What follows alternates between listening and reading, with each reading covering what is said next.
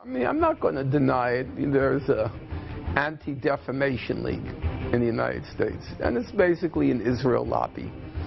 And they'll call up, Israel will contact the Anti-Defamation League and say, this Erdogan in Turkey is giving us trouble.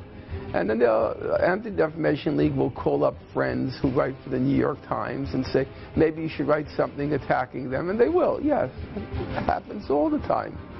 I know that. The fact that a lot of the Western elites don't like Erdogan, certainly because of the Israel lobby. It's because they don't want any independent regional powers that are outside their control.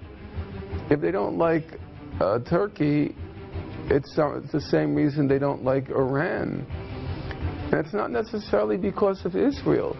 The United States doesn't want an independent Iran.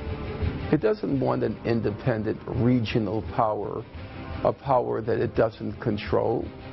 It wants regional powers which it can control, because this is a major U.S. interest, the Middle East.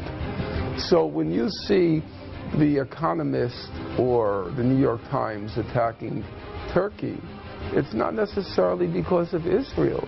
U.S. ruling elites also don't want an independent regional power like Turkey. That's why I say the interests between Israel and the United States on a regional level, they're basically the same.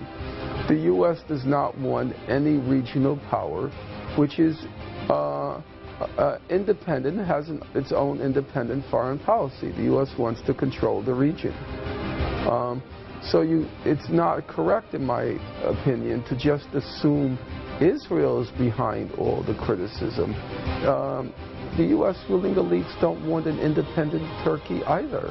I think the answer is, of course, yes. I mean, I don't have a problem saying that. They went to the same schools, a lot of these people. They know for the future of your career, you better be on good terms with The Economist, the New York Times, the Washington Post. They think a lot like them. They're friends with them. So of course they're going to be influential. They talk to each other on the phone. The U.S., if you're a Turkish journalist and you attack Erdogan, right? Then the Washington Post, it'll quote you, and you feel good. I've been quoted by the Washington Post. Or the New York Times will say, this Turkish journalist said about Erdogan that he's a dictator. You get quoted in the New York Times. So it feels good for your ego. Wow. I just got quoted by the New York Times. Then you can write an op-ed, an opinion editorial, and the Times will publish it, or the Washington Post will publish it. Or you can write a book and they'll publish it. Everybody understands that if you say what the U.S. wants you to say, it helps promote your career. You don't need conspiracies. All you need is people's egos. And it explains 90%. How do you get quoted in the New York Times? Say something terrible about Erdogan, and you'll get quoted. So you don't need a conspiracy. All you need is to understand people's mentality.